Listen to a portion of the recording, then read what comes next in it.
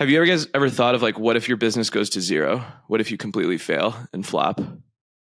Every night, just about. And so, I would do a lot of work on. Sometimes in the mornings too, Okay, then what? Okay, then what? Okay, then what? Okay, then what? Okay, then what? Okay, then what? And like, okay, what if you went to zero and you had to lay off your entire team? Then what? What if you did this? Then what? What if everything went to hell? Then what? And I think it just came down to the point where, like trying to reduce the anxiety and panic of then what, and just own that it's gonna be okay no matter what happens, and having peace with that, you'll land on your feet somewhere.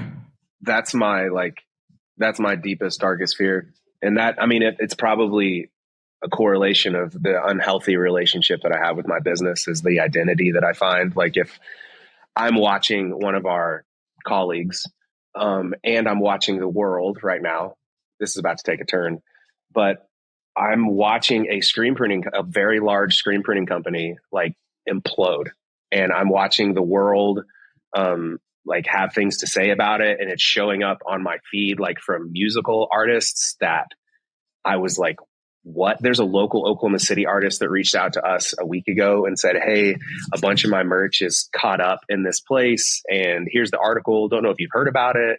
And then I simultaneously am seeing the business owner like try to do their best to be like transparent and writing messages and communicating. And I am just like, I'm a wreck on the inside for them and what they're going through.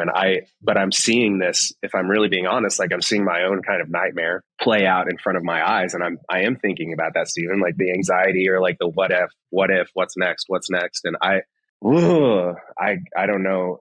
I got to figure out how to detach, to your point. Like I got to figure out how to But I think it's okay. The business will never we are obviously, it is our life. We put everything to it. I don't know where I heard this from, but it said the point where you can let your employees allow them to make as many errors as they want, but only step in when they're going to make fatal errors. Like that's when your business is running itself and growing, and they're helping each other and supporting one another and stuff. And so I think this year, my biggest growth edge has been letting them make mistakes and like detaching from the OCD-ness that I have. If it's got to be perfect or it's got to be this way, and really only stepping in and like almost restraining myself a little bit for those fatal moments. And, that article was on Billboard. It was in my team.